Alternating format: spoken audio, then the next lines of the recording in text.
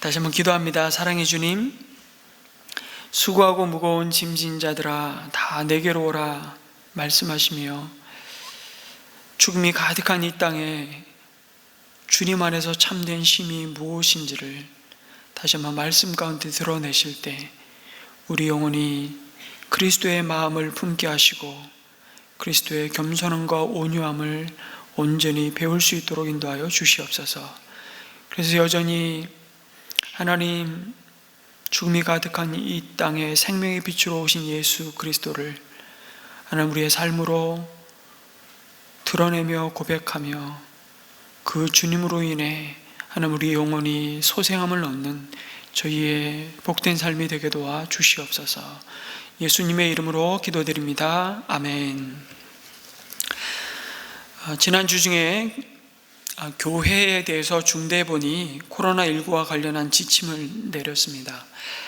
지침의 내용을 가만히 살펴보면 다소 일방적이고 또 모든 종교시설에 대한 지침도 아니고 교회를 상대로 정규 예배 외의 모든 소규모 모임과 식사를 금지하고 또 찬양과 큰 소리로 기도하는 것도 자제해 달라는 요구와 함께 이를 위반할 시에는 벌금을 부과하겠다는 일종의 행정명령을 내렸습니다.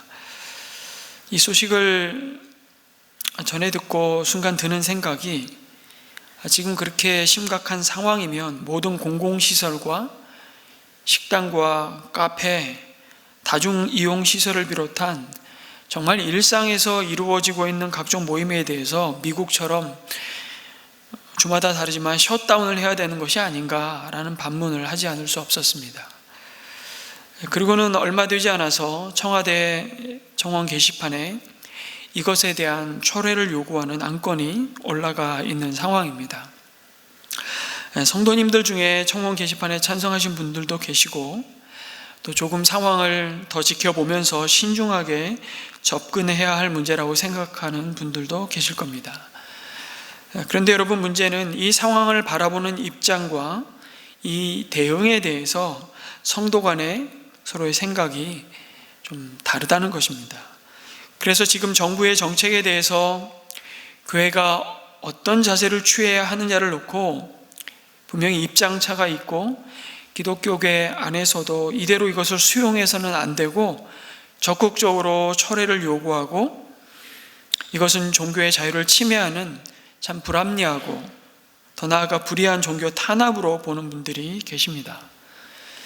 그런가 하면 지금은 우리가 정부의 지침이 과한 측면이 있지만 또 사실은 지혜롭게 접근하지 못하는 측면도 또한 있습니다. 그동안 교회가 굉장히 신중하게 잘 이 방역을 준수하고 신경 써서 많은 교회들이, 대부분의 교회들이 잘 따라왔는데 이렇게 일방적으로 행정명령을 내리니까 당황스럽기도 하고 최대한 방역에 그럼에도 불구하고 신경을 쓰고 교회 모임을 통해 추가적인 감염자가 나오지 않도록 보다 적극적인 예방을 신경 써야 할 때라고 생각하는 분들도 계십니다. 성도 여러분, 중요한 것은 청와대 게시판에 청원하자고 하는 분들도 교회를 사랑하는 분들입니다. 양보하고 포기할 수 없는 신앙의 아주 본질적인 예배가 일방적으로 회방받는 것에 대한 의분이 있으신 분들이라고 생각합니다. 그래서 꼭 이렇게까지 해야 하는가라면서 동의하지 않는 분들은 이런 입장에 있는 분들을 판단하지 마시기 부탁드립니다.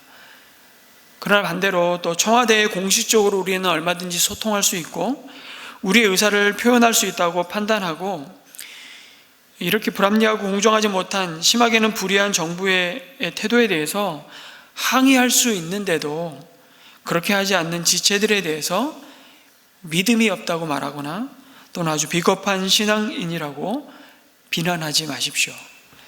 여러분, 이것이 사단이 교회를 분열시키고 그리스도의 복음의 정신과 삶의 방식에서 떠나게 만드는 전형적인 공격 방식입니다. 교회가 이념에 대해서도 참 홍역을 치르고요. 계속해서 세대 간의 갈등, 이 사회가 겪고 있는 빈부 간의 갈등과 아픔들을 교회 공동체가 그대로 끌어안고 있고, 우리는 이 땅의 세상의 한복판에서 살고 있지만 이것을 바라보는 우리의 가치와 관점은 세상과 같지 않습니다. 사도 바울은 에베소서 4장 말씀을 시작하면서 너희가 하나님의 부르심에 합당하게 살아가라고 권고하면서 가장 먼저 이렇게 권면합니다. 성령 하나님이 평화의 띠로 묶어서 하나 되게 하신 것을 힘써 지키라고 명령합니다. 우린 도무지 하나 될 수 없는 자들입니다. 나와 다른 것을 틀렸다고 말하고 정죄하기 바쁜 사람들입니다. 그럼에도 불구하고 우리를 그리스도 안에서 한 몸 되게 하시고 한 형제 한 자매로 부르셔서 하나 되게 하신 것은 우리의 노력도 아니고 우리가 할 수 있는, 구호로 이룰 수 있는, 우리의 헌신으로 이룰 수 있는 열매가 아니고 하나님이 그렇게 그리스도 안에서 십자가로 하셨다는 겁니다. 중요한 것은 그 하나 되게 하신 것을 힘써 지키는 것은 우리의 몫이라는 것입니다. 코로나19와 관련된 이런 각각의 자신의 신앙의 어쨌든 경험을 따라서 대응하는 이 과정에서 우리가 기억할 것이 있습니다. 세상에 대해서 교회가 십자군의 길을 걸어갈 것인가, 아니면 십자가의 길을 갈 것인가를 늘 생각해야 한다는 것이죠. 예수님이라면 어떻게 하셨을까를 늘 질문하면서 이 길을 걸어가야 합니다. 그런 점에서 저는 이런 묵상을 하게 됩니다. 혹시 청와대 청원 게시판에 제발 교회 모임을 아예 원천적으로 봉쇄하게 해달라는 청원이 올라오지는 않을까? 제가 이미 올라왔는데 모르고 있는지도 모르겠습니다. 그런 청원이 올라오는 것에 대한 생각을 할 때 마음이 무서운 게 아니라 참 무겁기도 합니다. 세상의 교회를 바라보는 시선을 우리가 두려워하는 것은 아니지만 자칫 세상에 비치고 소금인 교회가 더 이상 그 복음의 영광스러운 통로가 아니라 걸림돌이 되어서 복음의 문이 더욱 닫히는 결과에 대해서 마음이 참 어려움이 있습니다. 여러분, 교회는 항상 이 세상의 방식인 승리주의에 도취되면 여러분 복음의 능력을 잃어버리고 맙니다. 승리주의는 이 세상을 싸워서 이기고 힘으로 대적하고 물리쳐야 하는 존재들로 이 세상을 바라봅니다. 물론 우리는 진리에 대해서 좋은 게 좋은 거다라는 식의 타협하는 신앙, 기준을 잃어버리고 거짓과 불의에 대해 눈 감아버리는 것을 더욱 경계해야 합니다. 그런데 기억하십시오. 그 세상은 사람과의 싸움이 아니라는 것을 잊지 말아야 합니다. 우리는 하나님을 모르고 심지어 하나님을 대적하는 그들도 사랑해야 하는 자들로 부름받았음을 기억해야 합니다. 우리가 모두 하나님의 은혜 아니면 우리도 그들과 같은 자들일 수밖에 없음을 항상 마음에 염두에 두고 내 안에 그리스도의 몸의 한 지체로 부르신 그 사람을 향해서 겸손과 온유함으로 오래 참음으로 사랑 안에서 깍듯이 대해야 될 뿐만 아니라 여전히 하나님을 향해서 마음을 닫고 심지어 하나님을 대적하는 그 대상을 향해서도 우리는 기도하며 그 원수를 사랑하라고, 우리는 새로운 사람으로 부름받았음을 에베소서는 강조하고 또 강조하고 있습니다. 그런데 이미 그 은혜를 알면서도 여전히 세상 방식과 가치대로 우리는 눈에는 눈, 이에는 이로 세상을 바꿀 수 있다고 우리가 생각한다면 주님이 말씀하십니다. 세상이 법을 만들고 법대로 산다고 해서 세상이 변화되는 것이 아니라고 말씀합니다.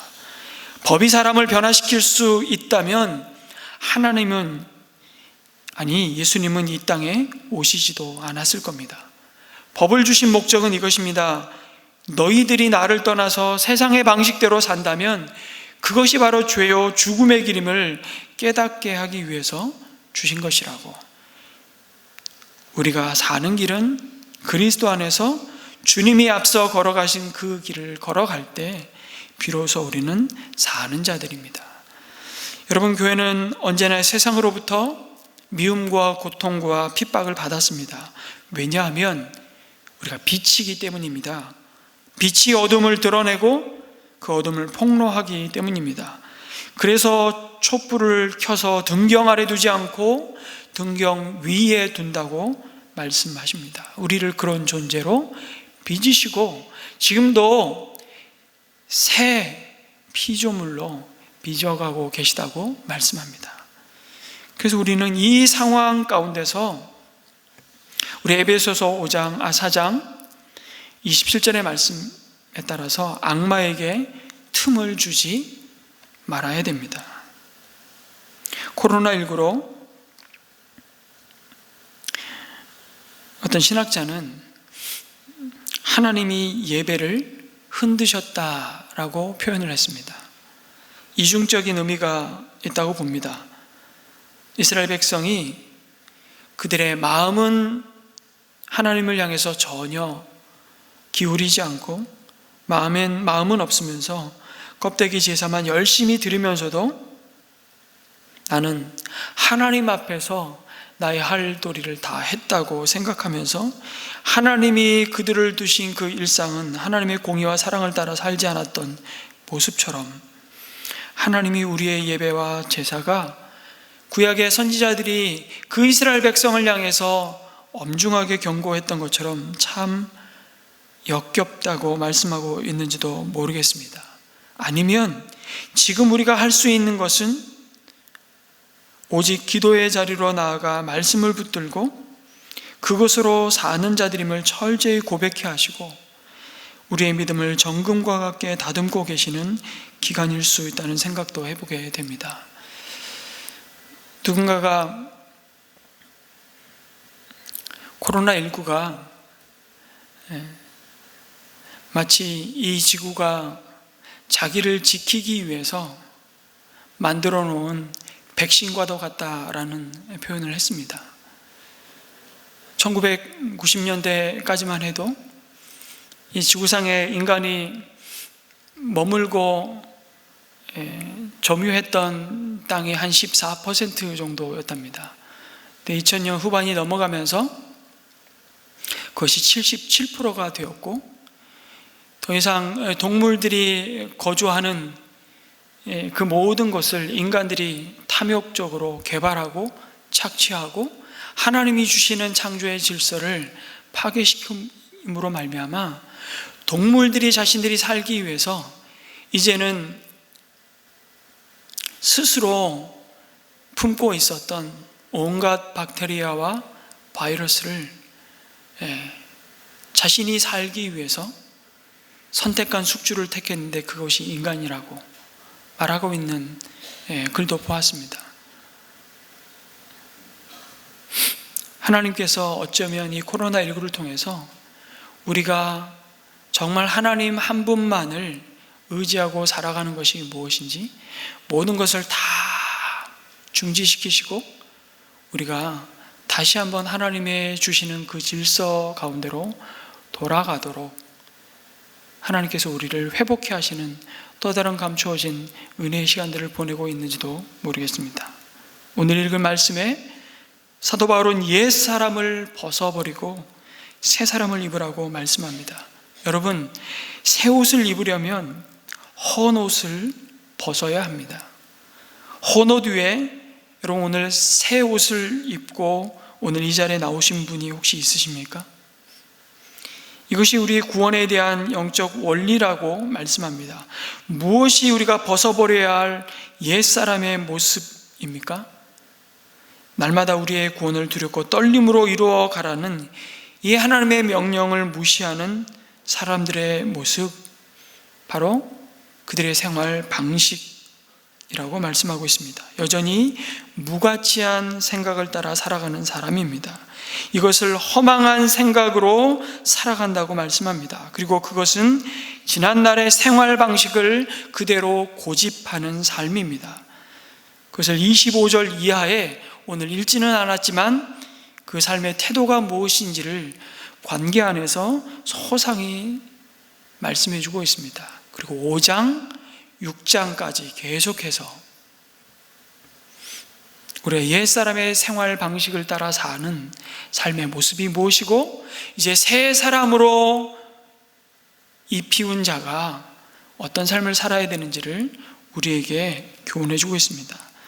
그러나 이제 너희들은 그러한 자들이 아니라고, 옛사람의 방식대로 사는 자들이 아니라고, 그러면서 사도 바울은 예수 그리스도 안에서 그를 통하여 값없이 은혜로 주어진 구원을 받은 자들을 새 사람이라고 말씀하시며 그 부르심에 어울리는 삶을 살라고 심각하게 도전합니다. 5장 1절에서는 그러므로 여러분은 사랑을 받는 자녀답게 하나님을 본받는 사람이 되십시오라고 말씀합니다.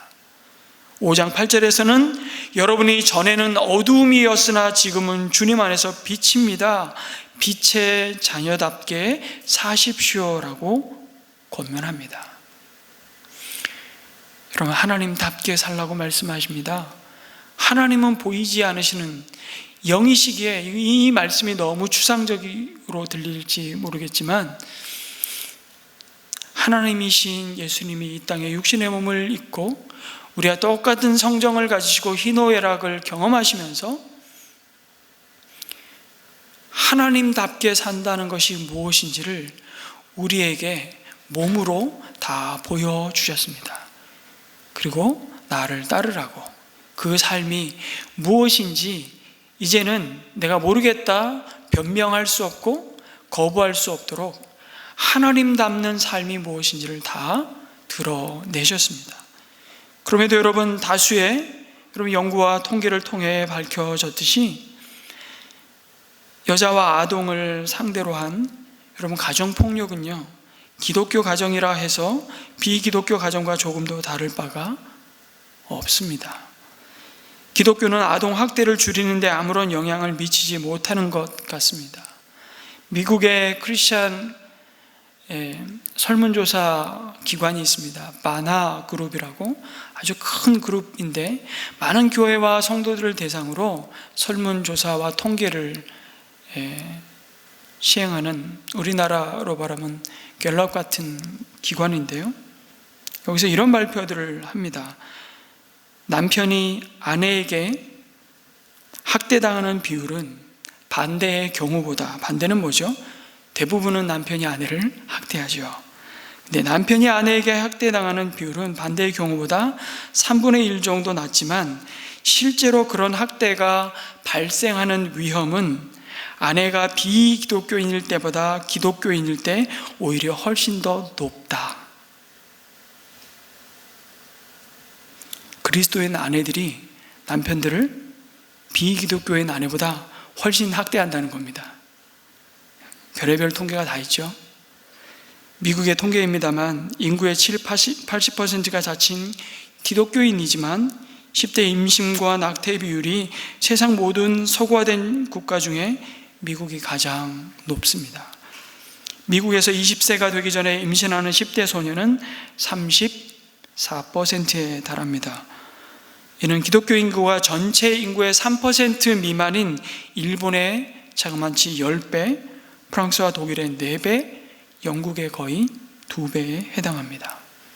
술 관련 여러 가지 사회적인 부작용과 장애들이 있습니다. 사회적인 비용을 우리는 엄청 지불하고, 며칠 전에도 마라톤을 위해서 걷고 있는 3명의 사람이 음주운전자에 의해서 목숨을 잃었습니다. 이런 술과 관련 장애의 유병률이 전체 인구의 통계적으로 보통 평균 8.5%인데 바나그룹에 따르면 젊은 기독교인의 28%가 이 술 문제로 여러 가지 장애와 고전을 경험하고 있다고 답했습니다. 기독교인과 전체 인구의 기독교인과 전체 인구를 대비했을 때 염려와 불안 수준을 비교한 어떤 연구 결과도 결코 다르지 않은 것을 보게 됩니다. 심지어 포르노 사용의 기독교인과 비기독교인의 차이는 없다는 통계가 거듭거듭 발표되고 있습니다. 미국 남성의 64%는 매달 포르노를 보며 기독교인 비율도 똑같다는 결과를 발표했습니다. 다양한 연구에서 밝혔듯이 여성의 25%에서 35%, 그리고 남성의 15에서 20%가 20세 이전에 성희롱을 당하는데 그 비율은 기독교 가정도 전체 인구의 경우와 역시 똑같았습니다. 기독교는 뭔가 잘못되었습니다. 예수님은 자신을 따르는 무리가 사랑 안에서 하나님이 그리스도 안에 주신 사명과 그 삶의 목적과 메시지에서 하나가 되도록, 하나로 연합하도록 기도하셨습니다. 그게 예수님의 요한복음 17장에 반복해서 기도하시는 마지막 중보기도의 핵심 내용입니다.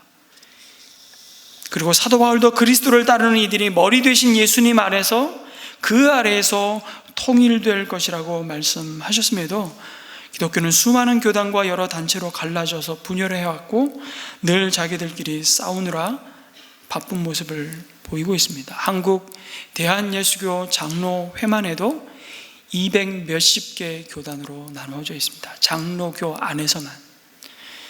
분명히 기독교는 뭔가 잘못되었습니다.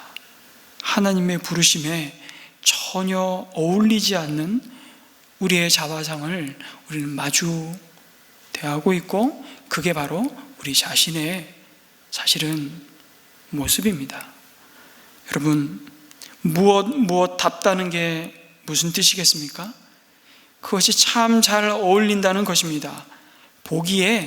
누가 보기에도 자연스럽다는 것입니다. 어색하거나 불편하지 않다는 것입니다.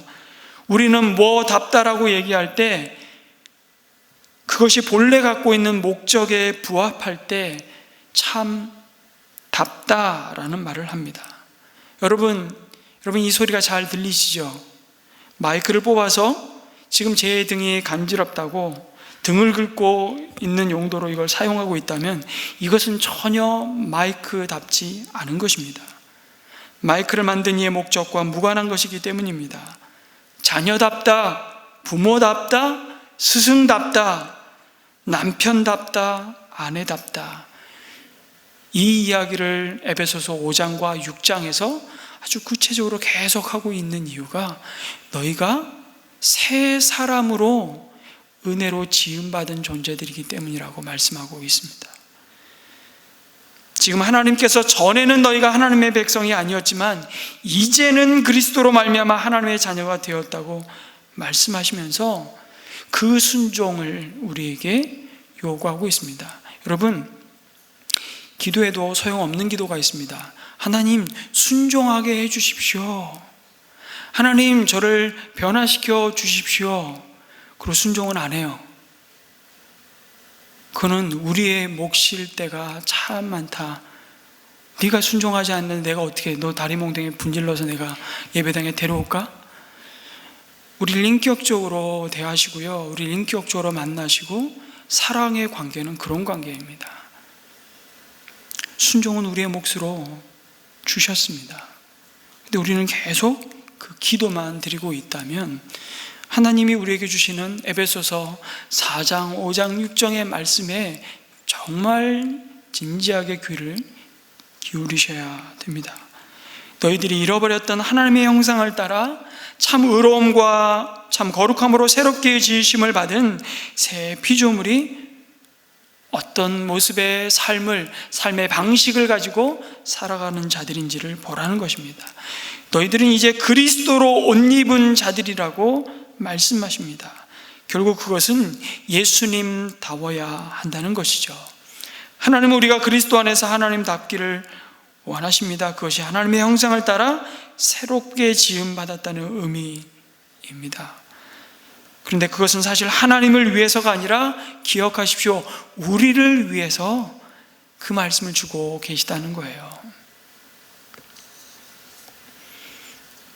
그래서 사도 바울은 우리가 옛사람의 모습과 같이 어린아이의 모습에서 날마다 자라가라고, 예수님과 같이 성장하기를 힘쓰라고 말씀하십니다.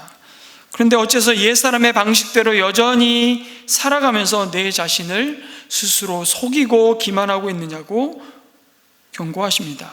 그것은 내 안에 계신 거룩한 영이신 성령 하나님을 슬프게 하는 것이라고 책망하십니다. 그리고 그 불순종의 길은 결국 내 자신을 고통스럽게 할 뿐이라고 말씀합니다. 너희들도 이전에는 그릇된 이방인의 삶의 방식을 따라 살았던 자들이었지만 이제는 그 길에서 돌아선 자들이라고 말씀하십니다. 더는 하나님을 모르던 세월에 살던 그 방식대로 살 수 있는 자들이 아니라고 말씀하십니다. 그것은 바로 허망한 생각을 따라 사는 것이기 때문입니다. 여러분, 무엇이 허망한 생각입니까? 그것은 하나님을 마음에 두지 않는 삶입니다. 자신을 지으신 분을 알지 못하며 하나님을 인정하지도 않는 삶입니다. 오로지 육신의 눈에 보이는 이생의 자랑과 육신의 정욕만을 추구하며 사는 것입니다. 육신의 눈에 보이는 세상만이 전부이기에 영원한 삶에 대해서 무지한 자들입니다. 아니, 그들은 하나님과 그의 나라에 관심이 없는 자들입니다. 그 영적 무지와 죽음으로 그들은 무감각한 자들입니다. 그래서 그들은 육신은 살았으나 그의 영혼은 죽은 자들이라고 말씀합니다. 하나님의 생명에서 떠나 있는 자들이라고 말씀합니다. 그리고 그 삶이 추구하는 것은 자신들의 몸을 방탕에 내맡기는 것이라고, 오늘을 즐기는 것만이 그들에게 주어진 유일한 목적입니다. 몸이 원하는 것을 따라 사는 것이 전혀 부끄러울 것이 없는 자들입니다. 그래서 탐욕을 따라 모든 더러운 일을 하지만 그것이 수치스럽지도 않습니다. 이미 그들의 영혼뿐만 아니라 하나님의 형상을 따라 지어주신 양심도 마비되었기 때문이죠. 여러분, 이 말씀을 1차적으로 받고 있는 에베소 성도들이 살고 있는 에베소 도시의 우상 숭배의 모습을 주목해 보면 그 그리스도인들이 새 사람으로 지음받고 새 사람을 입은 자에 어울리는 삶을 산다는 것이 얼마나 쉽지 않은 좁은 길인 것을 알게 됩니다. 에베소는 성적 음란으로 가득한 도시였습니다.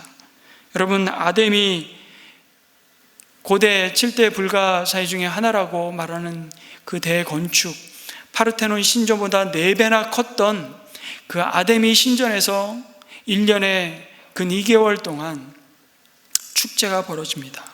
그 축제의 절기가 되면 온갖 우상의 신전에서, 제우스 신전에서, 아데미 신전에서 혼음이 합법적으로 이루어졌습니다.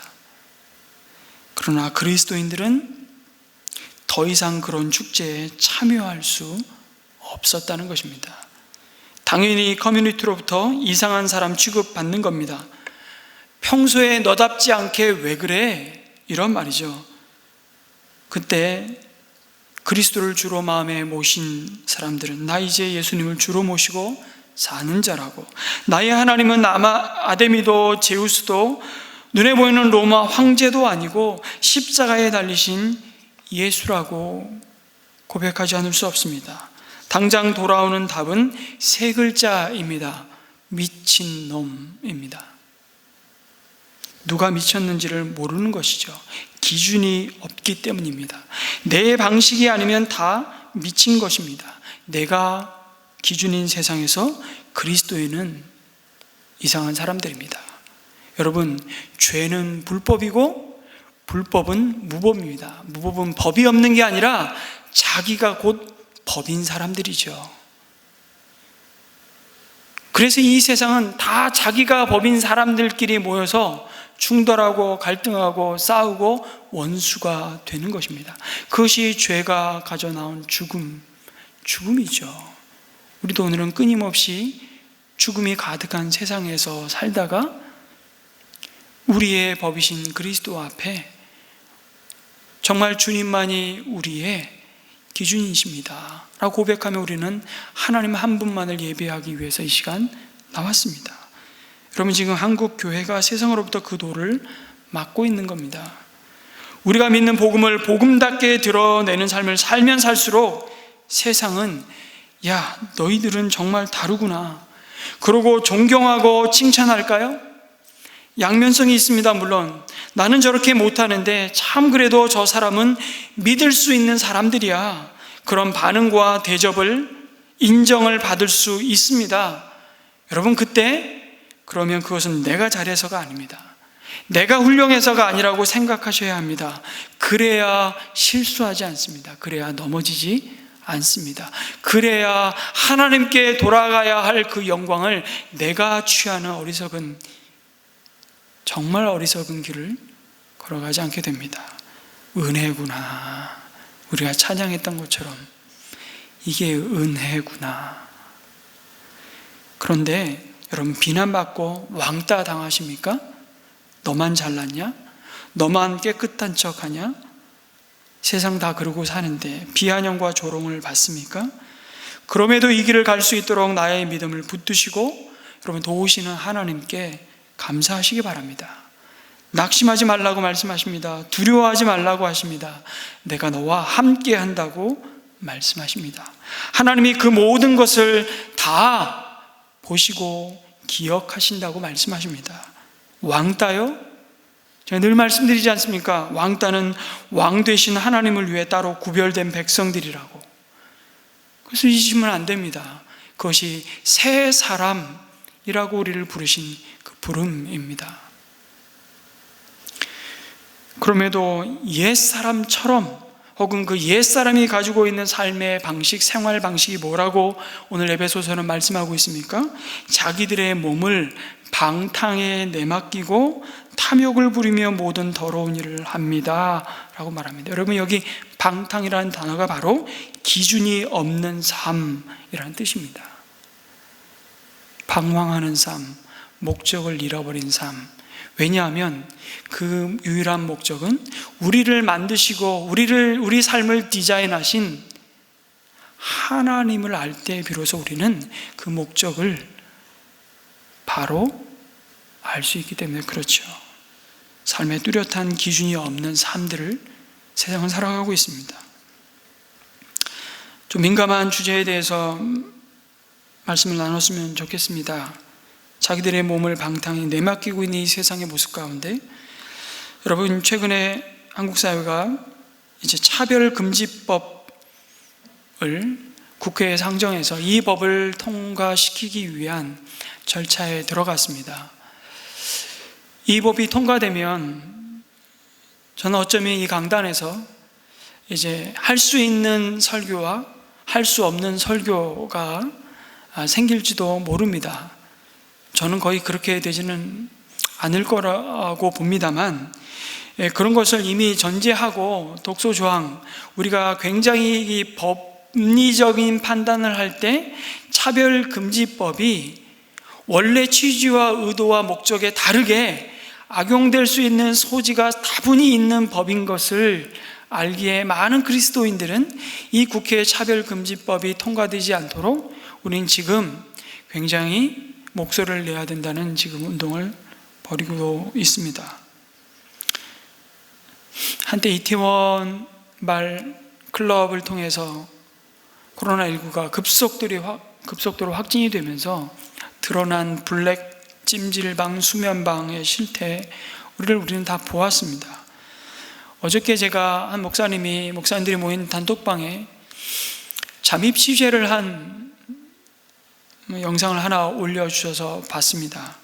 이름만 바꿔서 지금도 블랙 수면방이 얼마나 왕성하게 성업 중인지를 보여주는, 그리고 많은 동성애자들이 그 수면방에 모여서 행하는 일들을 잠입 취재한 영상을 올렸더라고요. 동성애는 명백히 하나님의 창조 질서에 반하는 일입니다. 이것은 알아야 됩니다. 하나님이 기뻐하지 않는 일임을 성경은 명백히 하고 있습니다. 그것을 죄라고 말하는 것이 여러분 인권 탄압이고 차별이라고 말한다면 그래서 벌금을 물고 감옥에 가야 한다면 그것이 두려워서 성경이 가르치는 명백한 진리의 기준을 가지고 가르치는 그 가르침을 그렇지 않다고 말할 수는 없습니다. 그것은 양심의 법보다, 행위의 법보다, 세상의 법보다 하나님의 법이 우선하기 때문입니다. 그 말씀은 궁극적으로 하나님이 지으신 사람을 사랑하고 하나님이 주시고자 하시는 참된 복이 무엇인지를 가르치고 있기 때문입니다.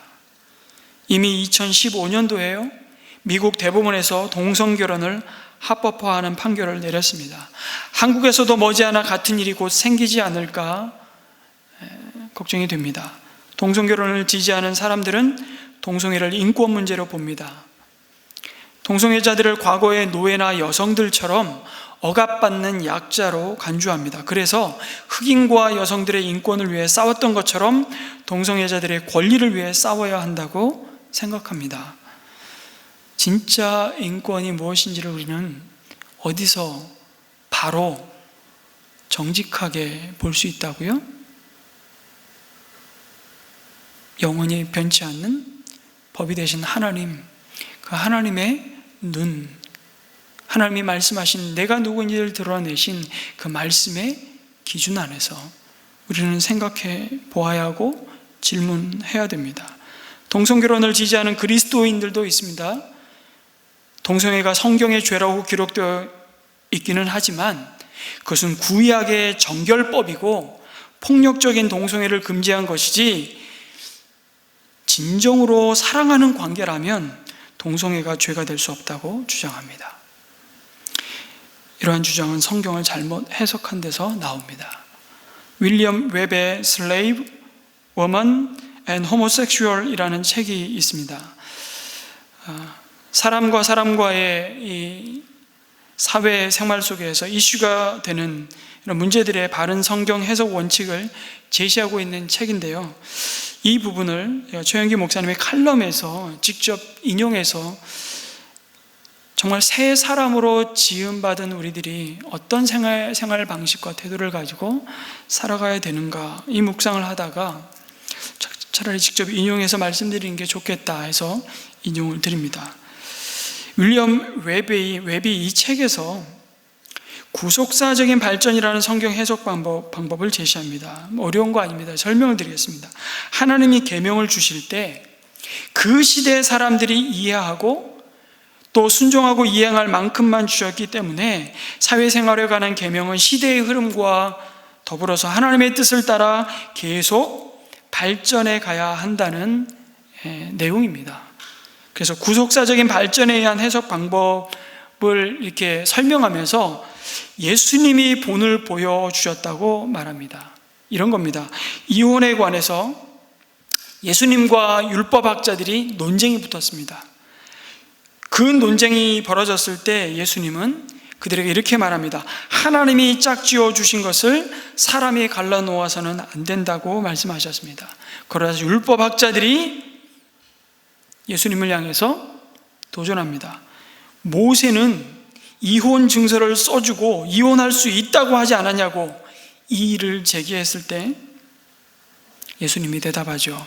모세는 너희의 마음이 완악하기 때문에 아내를 버리는 것을 허락하여 준 것이지 본래부터 그랬던 것은 아니라고 주님이 대답하십니다.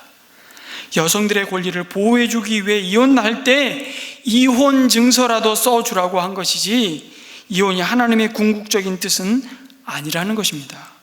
이러한 구속사적인 발전은 노예 제도에서도 볼 수 있다고 말합니다.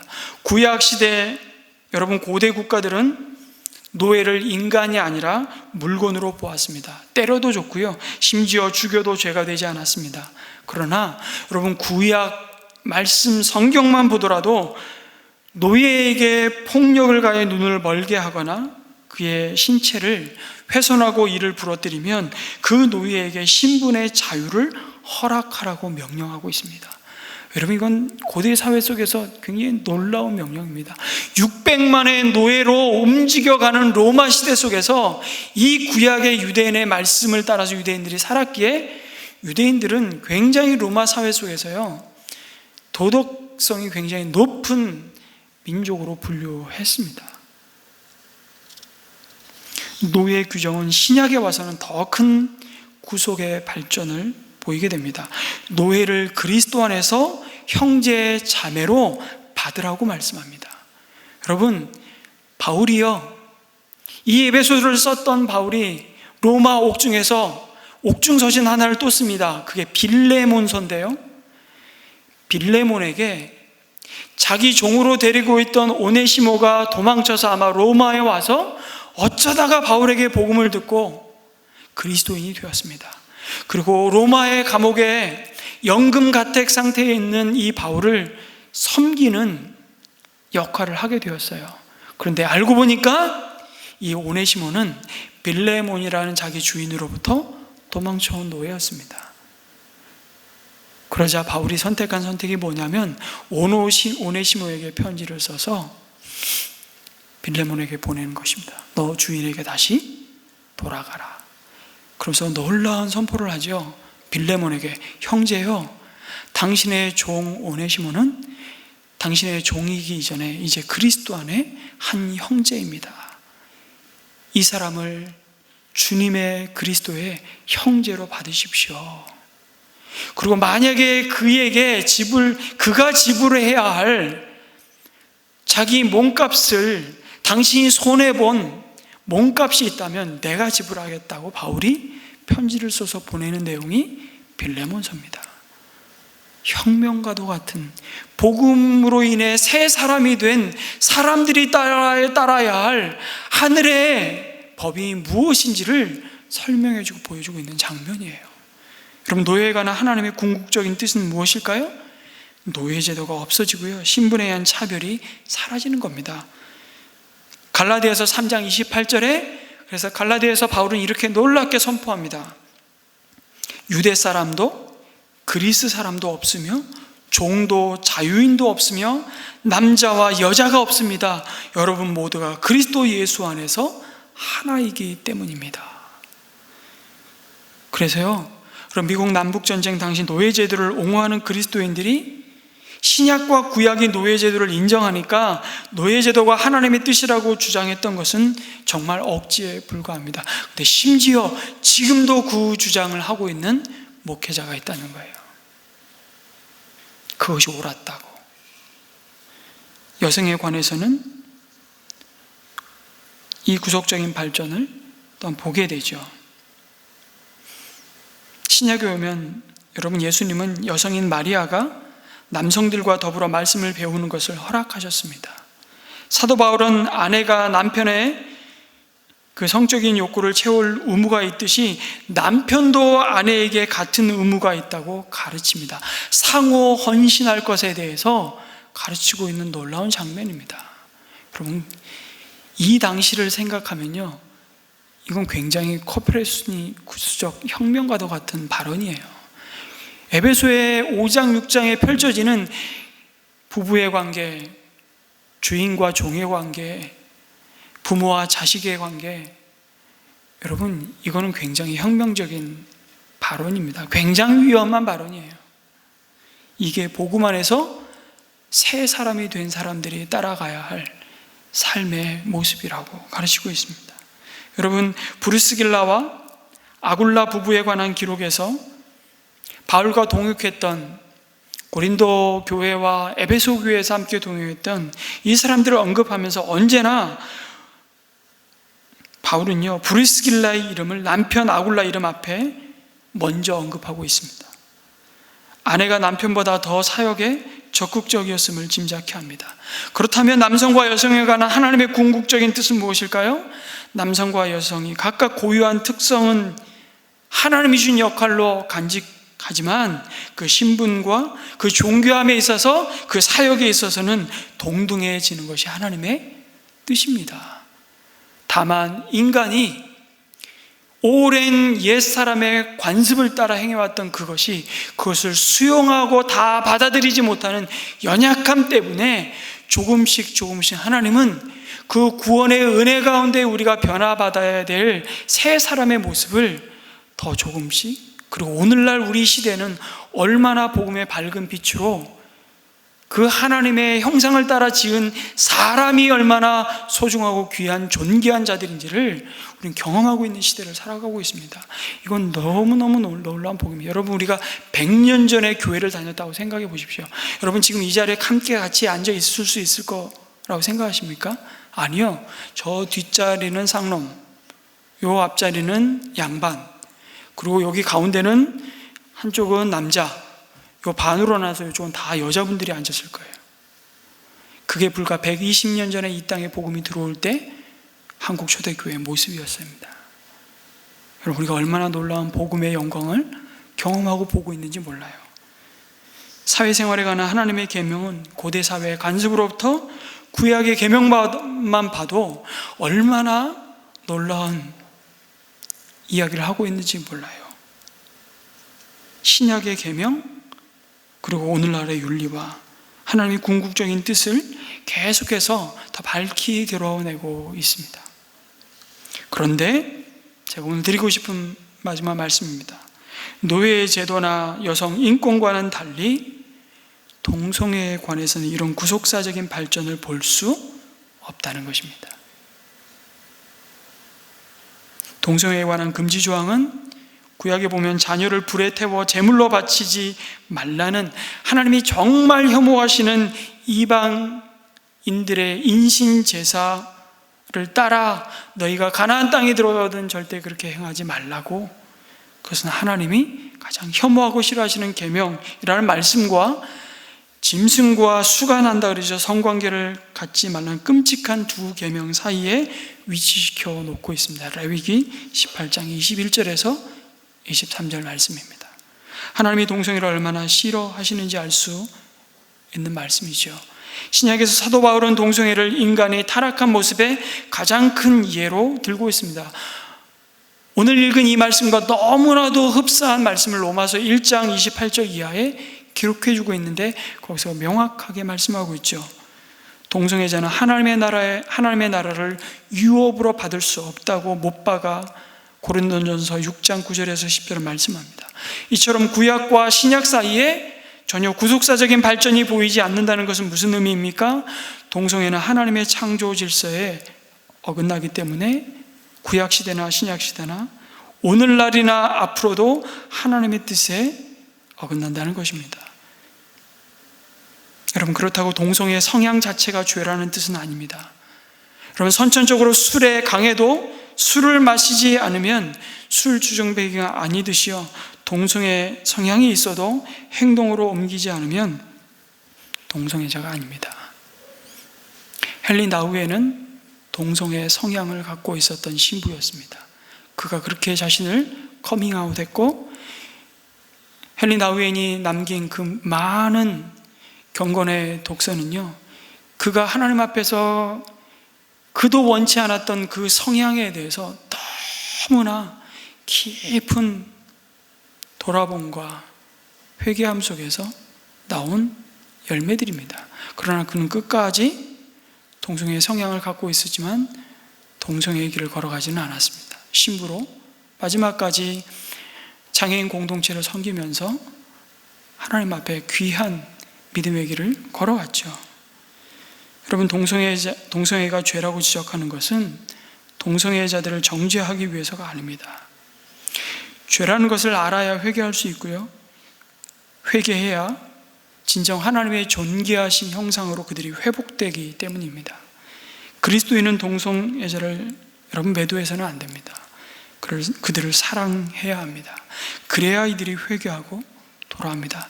사랑해야 하는 방법은 뭡니까? 여러분, 차별금지법이 이제 동성애가 죄라고 설교하는 목사들을 투옥하고 벌금을 때리는 상황까지 가지 않을까, 이런 우려도 합니다만 전 그렇게까지 되지는 않을 것이라고 생각합니다. 그럼에도 이것이 기우일 수 있어요.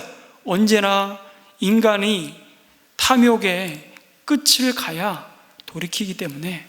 그럼 코로나19도 자인이 더 이상 회복될 수 없는 티핑 포인트를 넘어섰기 때문에 우리가 코로나19를 맞이하고 있는지도 모르겠습니다. 이게 인간의 완악함입니다. 그러나 전 그렇게까지 가지 않기를 기도하면서, 여러분, 일반 국민들에게 신앙의 자유는요, 개인의 권리만큼 중요하기 때문에 그렇게 되지 않다고 봅니다. 그러나 그럼에도 교회가요, 비영리 단체의 자격을 박탈당해서요, 교인들이 드린 헌금에 여러분 세금 공제 혜택을 못 받게 될 수도 있습니다.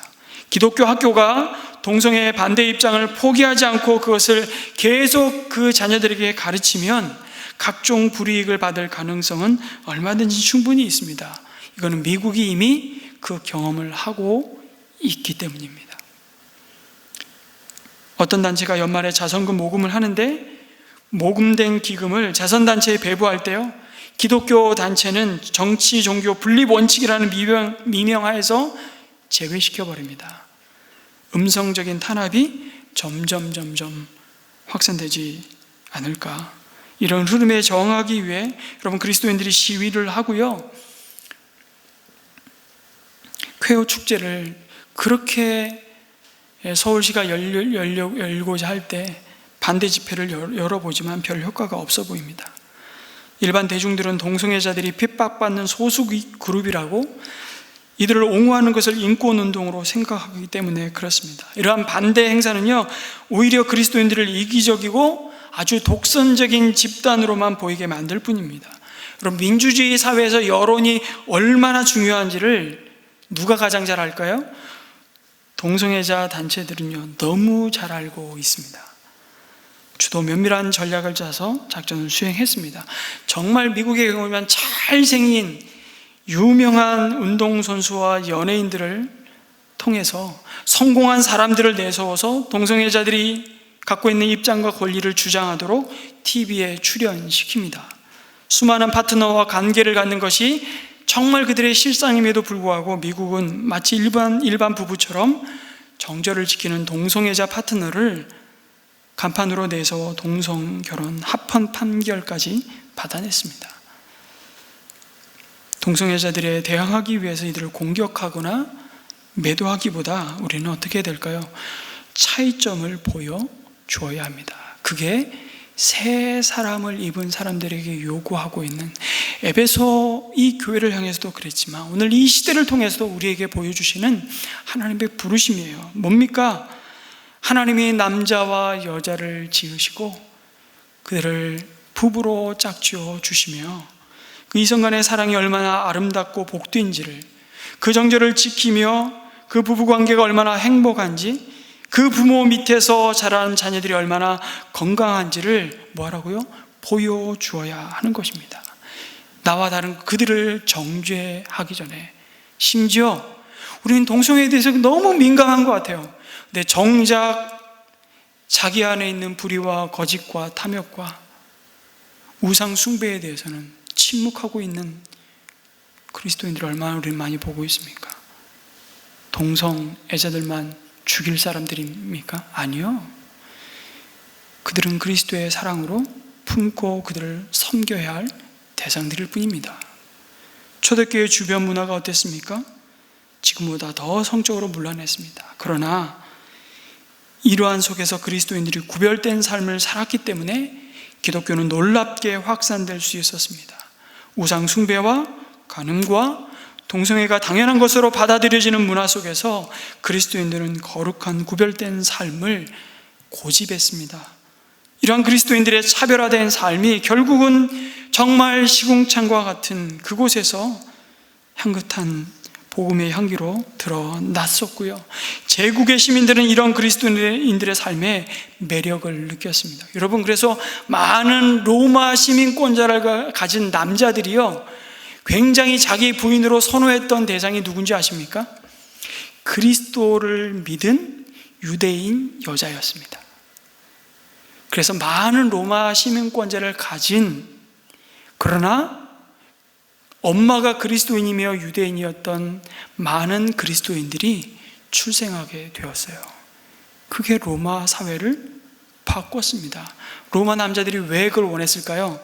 적어도 그리스도인이면서 유대인 여자들은 다르다라고 이미 사회적으로 통념적으로 받아들였고 그렇게 구별되었다는 것을 그들 스스로도 인정했다는 것이죠. 여러분, 제국의 시민들은 이런 그리스도인의 삶의 매력을 느꼈습니다. 그들이 믿는 예수님께 관심이 생겼고요. 결국 4세기경의 로마 시민들의 절반 정도가 그리스도인이 되었습니다. 당시 권력투쟁을 벌이고 있던 콘스탄티누스가 그리스도인들을 자기 편으로 사실은 정치적인 목적으로 끌어들이기 위해 기독교를 공인했습니다. 이때 비로소 세상 사람들은 그리스도인들이 믿는 예수님께 관심을 갖게 됩니다. 여러분, 이제 공직에 나가려면 내가 그리스도인입니다 라는 세례 증서 받지 않으면 공직에 나갈 수 없는 지경까지 온 거예요. 여러분, 이때 아까 처음 제가 말씀드린 대로 이때 기독교가 긴장해야 됩니다. 이제 우리는 힘으로 우리는 무엇이든지 할 수 있다. 천만의 말씀입니다. 힘으로 복음은 증거되지 않았습니다. 십자군 전쟁은 오늘날까지도 많은 사람들에게 고통을 가져다주는 이슬람 근본주의를 낳고 말았습니다. 그 십자군 전쟁을 통해서 세대가 세대를 이어서 온 그 상처와 고통을 이 시대에도 그대로 우리는 보고 있지 않습니까? 십자군은 결코 사람을 변화시킬 수 없었다는 것입니다. 세상 사람들은 그리스도인이 믿는 예수님께 관심을 갖게 하는 유일한 길은 구별되게 답게 사는 겁니다. 새 사람답게. 그 구체적인 삶의 모습이 무엇인지를 우리 다음 주에, 그 다음 주가 되겠네요, 설교를 통해서 한 번 더 묵상하고 나누고 싶습니다. 성도 여러분, 우리는 이제 지난날의 삶의 생활 방식대로 허망한 욕정을 따라 살다가 썩어 없어질 그 옛사람을 벗어버리는 것, 여러분, 이것은 우리 힘으로 안 됩니다. 그래서 하나님은 우리 안에 계신 거룩한 성령의 새롭게 하심을 힘입으라고 말씀하십니다. 우리 안에 계신 거룩한 영이신 성령님이 날마다 우리의 심령을 새롭게 하신다고 말씀하십니다. 우리 안에 하나님의 부르심을 따라 사는 그 하나님의 소원도 주시고 그 부르심을 따라 살 능력도 지혜도 주시는 분이시라고 말씀합니다. 빌립보서 2장 12절 13절을 읽고 말씀을 마치겠습니다. 우리 한번 같이 읽겠습니다. 시작.